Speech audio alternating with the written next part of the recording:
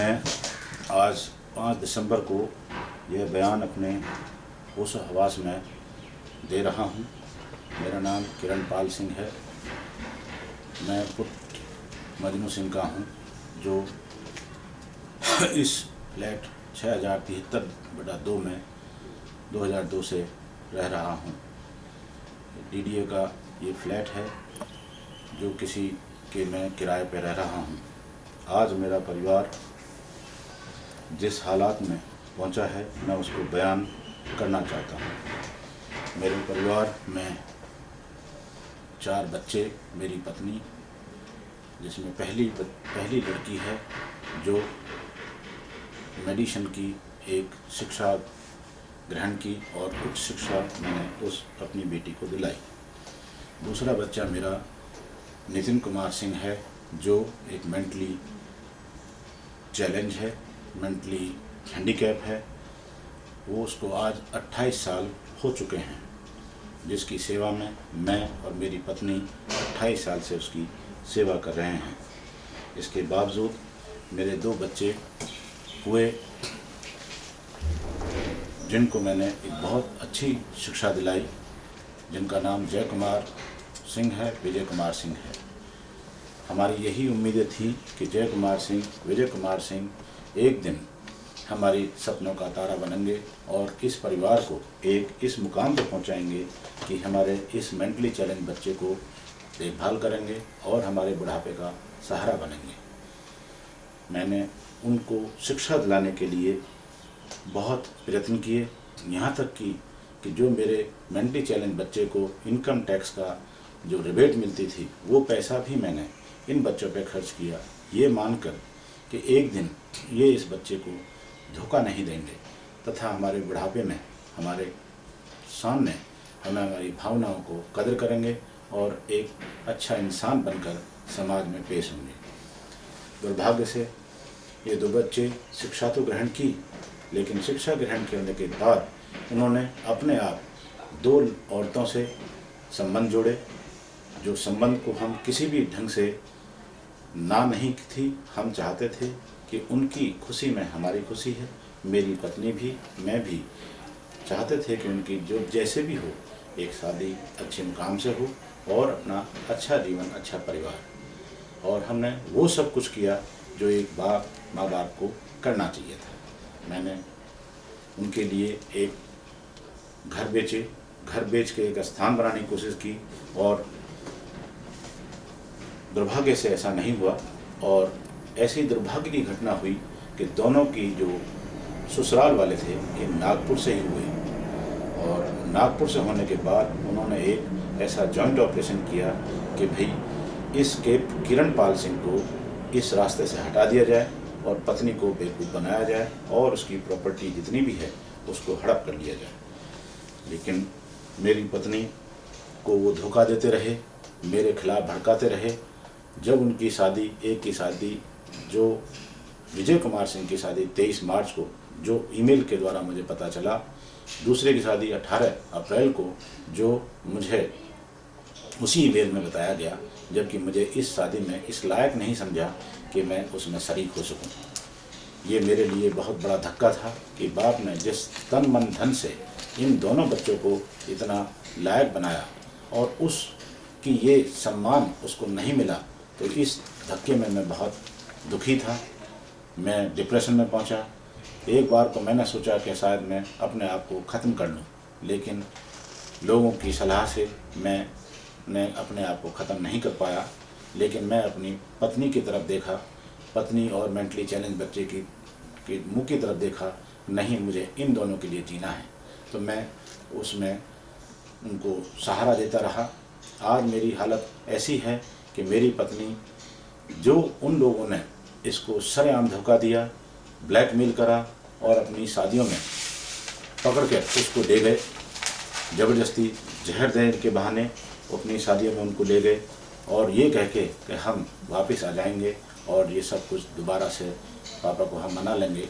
लेकिन मैं किसी भी परिस्थिति के लिए तैयार था, क्योंकि मुझे दिखाई देता था कि मेरा बच्चा एक मेंटली चैलेंज है, मेरी पत्नी 25 साल से बीमार है, उनको इन दोनों बच्चों की ज़रूरत थी और हम उसका किसी भी हालात में समझौता करने के लिए तैयार थे। लेकिन उन्होंने ये बात नहीं मानी। ये उनकी पत्नियों को, उनके ससुराल वालों को कोई गवारा नहीं था। उनको चाहिए था मेरी मौत, कि मिस्टर किरणपाल सिंह मर जाने चाहिए और उसके मेरे मरने के बाद सारी प्रॉपर्टी मेरी पत्नी पर चली जाएगी और पत्नी को हम धक्का देके हम मार देंगे। और यही उनका प्लान आज भी कायम है। लेकिन भगवान को कुछ और ही मंजूर था। मेरी पत्नी जो है डिप्रेशन में पहुंची। मैं उसको बार बार अस्पताल में ले गया, उसका इलाज कराया। कभी उसकी आंखों में खून आ गया, फिर डॉक्टर गुप्ता के पास ले गया, उसको ठीक कराया। फिर जो उनका 25 साल से इलाज चल रहा था उन डॉक्टर के पास ले गया। अल्टीमेटली मेरी पत्नी को ये कैंसर घोषित कर दिया गया। आज वो 4th स्टेज में कैंसर की बीमार है और मैं बहुत बड़ी दुविधा में हूँ। मेरे बच्चे को परेशानी में मेरी माँ को, मेरी पत्नी को इस हालात में करने वाले ये दोनों बच्चे, उनकी पत्नियां, उनके ससुराल वाले, मैं ये बयान बहुत बड़ी दुखद घटना को बचाने के लिए दे रहा हूँ कि वो आज भी मेरे पीछे मारने के लिए पड़े हैं। गंदे गंदे SMS मेरी बेटी को देते हैं, मेरे को दे रहे हैं, जो उस रिकॉर्ड में है। कल उन्होंने 4 तारीख को, 3 तारीख को बहुत गंदे गंदे SMS दिए, ईमेल दिए, जो रिकॉर्ड में, उनके रिकॉर्ड में भी है, मेरे रिकॉर्ड में भी है। उनको यदि देखता हूँ तो मेरा दिल फिर कहता है कि मेरा जीने का कोई मकसद नहीं है। जब मैंने फिर ये सब चीज़ सोचा कि ये लोग मुझे किसी भी ढंग से मारना चाहते हैं, तो मैंने कहा अब इनसे रिश्ता रखने से क्या फ़ायदा। मैंने उनको तभी डिसोन का प्रोसीडिंग की, सो दैट कि मैं अपने आप को बचा सकूं। लेकिन फिर भी दोनों बच्चे इस अवस्था को नहीं समझे और वो मेरे पीछे हाथ धोके पड़े हुए हैं। मुझे नहीं पता मेरा क्या होगा। वो मुझे किसी भी ढंग से फंसाना चाहते हैं, किसी भी ढंग से इस परिवार को नष्ट करना चाहते हैं। ये उनकी अंतिम इच्छा है। अब आपसे मैं ये दिखाना चाहता हूँ कि ये बच्चे इतने हैवान, इतने क्रूअल क्रिमिनल पैदा हो चुके हैं कि भगवान ऐसे बच्चों को सोसाइटी में कैसे हक देगा, कहाँ खड़े होंगे, ये किस डॉक्टर है, किसका इलाज करेगा। ऐसे बच्चे को उसका लाइसेंस नहीं होना चाहिए। अदरवाइज जिसने अपने माँ बाप की क्रूअल तरीके से मारने की कोशिश की, वो किसी को क्या बचा पाएगा। ये डॉक्टर नहीं, एक कसाई है, और इस कसाई से उसका लाइसेंस छीनना, ये मैं अपने होश हवास में बोल रहा हूँ। और दूसरा बच्चा इतना खतरनाक है, वो पैसे के लिए किसी की जान भी ले सकता है। मेरे घर को सामान चुरा के ले गया, मेरे घर से कैश ले गया, और उस कैश पर वो आराम से है और बड़े आराम से अपनी ज़िंदगी गुजार रहा है। मैंने ये चीज़ अपना बच्चा होने की नाते किसी को नहीं बताई।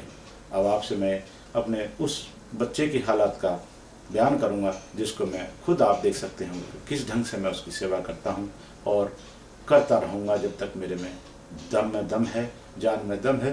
मैं और आगे मामले में समर्थ हूँ। कृपया मेरी इस आवाज़ को सबको बताया जाए। मैं बहुत परेशान हूँ, मुझे कोई रास्ता दिखाइए और या मुझे मरने के लिए पूरी इजाज़त दे दीजिए कि सो दैट मैं अपनी ज़िंदगी का अंतिम कर सकूं। अब आपको मैं दिखाता हूं कि मैं अपने बच्चे को किस तरह से टॉयलेट में धुलाता हूं, उसकी सेवा करता हूं। आप देखिए,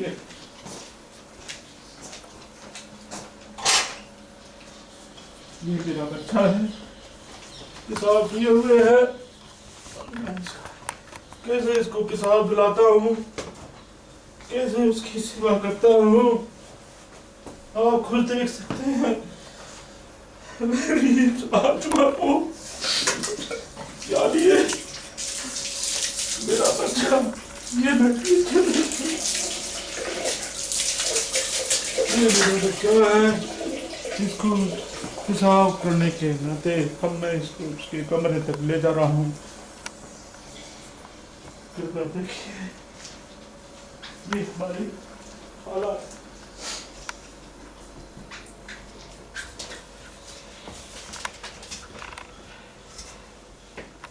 इधर बेटा, इधर हो जा, इधर हो जा बेटा, इधर हो जा। पहलो हमारी हालात इन दोनों बच्चों ने इतनी बदतमीज की है कि मैं बयान भी नहीं देने में मेरे पास कुछ शब्द नहीं है। जिनको अपने माँ बाप की सेवा करनी चाहिए थी, इसका पैसा खाया उन्होंने, और इसके खाने के बाद लाइट हुई। ये देखो, ये मेरा बच्चा है। मैं इसके 28 साल से, आज सरकार ने कोई भी इसके लिए कोई ऐसा कदम नहीं उठाया कि हमारी को राहत कर सके। हमने कितने बार डिफेंस मिनिस्टर को लिखा, एक एंटनी को लिखा, लेकिन कोई भी वहाँ से हमें जवाब नहीं मिला।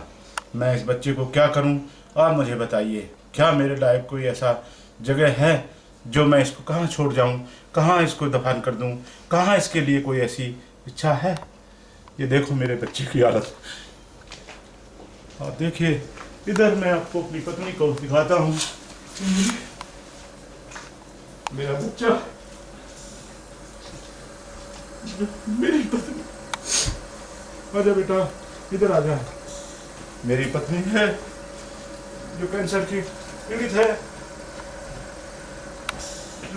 पीड़ित है, ये मेरा बच्चा है, मेरी पत्नी है जो बोल भी नहीं पा रही है। इसकी हालत, ये मेरे बच्चों ने इसको डिप्रेशन दे देके इतनी इस हालत में पहुंचाया है कि जय और विजय इसके खास जिम्मेदार हैं। ये मेरी पत्नी क्या बताए, आज इस हालत में है कि मेरे इन दोनों बच्चों के लिए हम क्या करें, हमारे पास क्या इलाज है। हम हेल्पलेस हैं। हम अपना सारा पैसा, जितने मेरे बैंक बैलेंस थे, सब मैं इलाज में लगा चुका हूँ। अब बताइए मैं कहाँ तक, किस स्टेज तक जाऊँगा। ये मेरी पत्नी है, आप जरा देखिए। चलिए थोड़ा सा इनका, ये भगवान से हम प्रार्थना करते हैं, मैं शक्ति दे कि हम इस चीज़ में लड़ाएं। चलो बेटा चलो।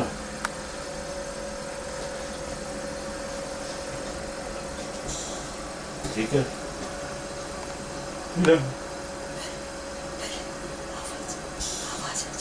थोड़ा सा नजदीक में। मेरे बेटे इसके पूरे जिम्मेदार हैं, जिन्होंने मुझे थोड़ी आवाज आ जाएगी, तुम्हें अपनी कहानी बताने लायक होंगे और अपने बच्चों के बारे में बताने लायक होंगे, जिन्होंने मुझे धोखा दिया। माँ होने के नाते मुझे देखने भी नहीं आए। सरेआम धोखा दिया। दोनों बच्चों ने माँ से अपने काम निकलवाए, उसको सरेआम धोखा दे दिया। ये इस समाज की क्या ऐसी परंपरा रहेगी? यदि समाज में ऐसा रहा तो समाज खत्म हो जाएगा, ये देश खत्म हो जाएगा। मैं अपने बच्चों को कभी भी माफ नहीं करूंगा। समाज के इस, आज अब मैं आपको अपने इस बच्चे के कमरे में जिस ढंग से हम इसको ले जाते हैं वो मैं आपको दिखाऊंगा कि ये क्या हमारी यही दुर्दशा होनी चाहिए। ऐसे हमने कौन से पाप किए हैं जो हम ये फेस कर रहे हैं? क्या हमारा कोई नहीं है?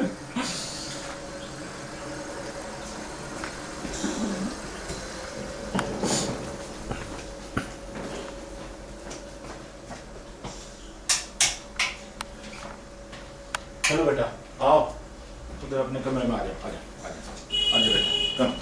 इस बच्चे को आप देख सकते हैं, हम इस ढंग से इसको लेकर इस ढंग से अपना जीवन व्यतीत कर रहे हैं। क्या ये कोई लग्जरी लाइफ है? क्या ये जिंदगी का यही असली पहल है? ये देखिए इस कमरा, इस कमरे के अंदर चारों तरफ से हमने ऐसा प्रावधान किया है कि सो दैट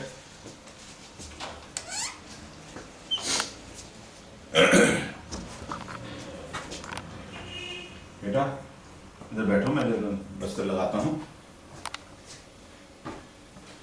ये बेटा बिस्तर में लगाता हूँ तुम्हारा, अभी ये बिस्तर लगा देता हूँ मैं इसको, सो दैट इसको सोने का ठीक ढंग से।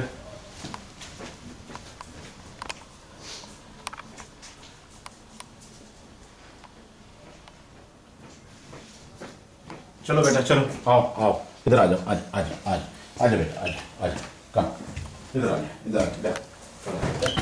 तुम टट्टी तो नहीं किया तुमने? यही तुम पेशाब कर लेते हो, टट्टी कर लेते हो।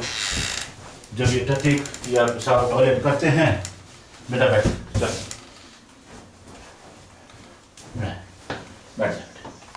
बैठ बैठ बैठ। ये मेरा बेटा इस ढंग से अपना जीवन व्यतीत कर रहा है और यही हमारी ज़िंदगी का असलियत और इनामदारी समय है।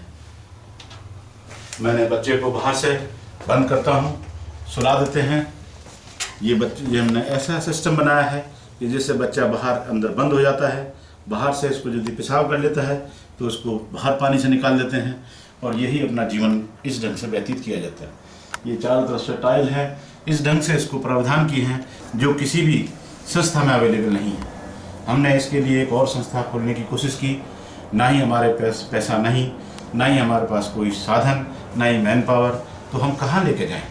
हम क्या करें? हमें सरकार बताए कि हमारे लिए क्या हुक्म है, हम कहाँ इसको दफन कर दें, कहाँ इसको ले जाएं? क्या यही हमारा पाप है? क्या इस बच्चे को पालना, एक मेरे बच्चे को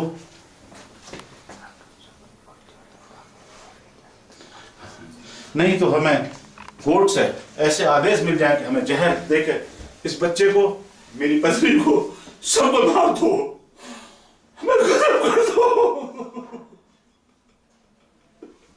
मेरे बच्चे को मेरे लड़कों में उन्होंने मेरी दुर्दशा की है और अभी मेरे खून के प्यासे बने हुए हैं। मैं चाहूंगा उनको इतनी सख्त से सजा, ये सुप्रीम कोर्ट यदि देश में कोई न्याय है, यदि न्याय है तो न्याय दिलाए। ये मेरी सबसे बड़ी अंतिम इच्छा होगी। और मेरा कोई भी परिवार, कोई भी रिश्तेदार, कोई कमीना यहाँ पर हमें मदद के लिए नहीं आया। पैसा रहा अलग, फिजिकल कभी कोई देखने नहीं आया। हम क्या करें? हमने कैसे इस दुनिया में अपने आप को जिंदा रहें? बताइए हम क्या करें? यही इसके इन दो शब्दों के साथ ही मैं भगवान से प्रार्थना करूंगा। बेटा आराम से ये बैठा, ये दो, देखो बेटा, देखो अंकल आए हैं तुम्हारी, देखो ये मेरे बच्चे की हालत इन दोनों ने की है। इसकी कीमत पे, इसी के कॉस्ट पे उन्होंने शिक्षा ग्रहण की, इसके इनकम टैक्स के पैसे से, मेरी मेहनत पे 32 साल की नौकरी मैंने की है। आज मुझे इसका ये परिणाम मिला है कि मेरा ही खून, मेरे ही दो बच्चे इस मेंटली चैलेंज बच्चे को छोड़ के, बीमार माँ हालत को छोड़ के, और मुझे मारने के लिए पड़े हुए हैं। उनके ससुराल वाले मेरी जान के पीछे पड़े हुए हैं कि कब हम केपी सिंह को खत्म करें, कब उनको लड्डू बांटें और कब उनके मन में तसल्ली आएगी। मैं इन शब्दों के साथ ही, और दूसरे मेरे जो परिवार, जो साले सालियां, और एक मेरी जो बड़ी इनकी बहन है मेरी वाइफ की, उसने इतना तक किया कि धुआं जलाने की ये साधन बता दिया कि जाओ धुआं जलाओ और कैंसर खाओ। तो मेरी पत्नी इतनी भोली भाली थी, उसको उसकी भोलने के बाद मैंने धुआं जलाया, वो कैंसर की भी पीड़ित हो गई।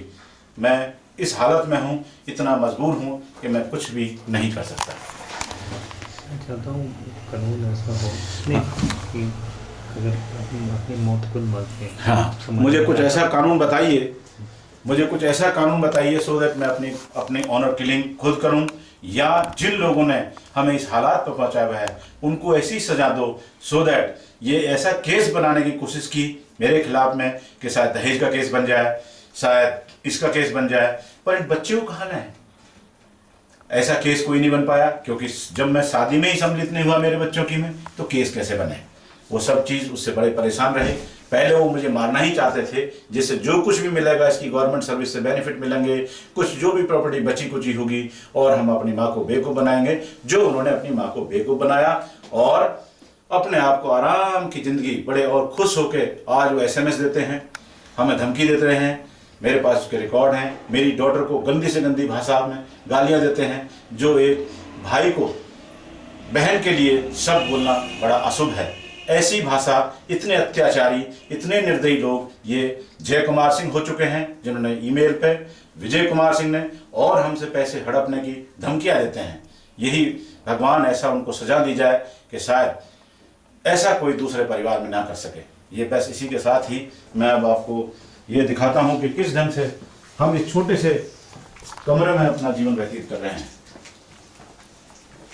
ये छोटा सा कोई बड़ा महल नहीं है जिसमें हमने ये अपने आराम से अपना जीवन व्यतीत कर रहे हैं। बाकी भगवान सबको सुखी रहे और खुश रहे, यही हमारी इच्छा है। धन्यवाद।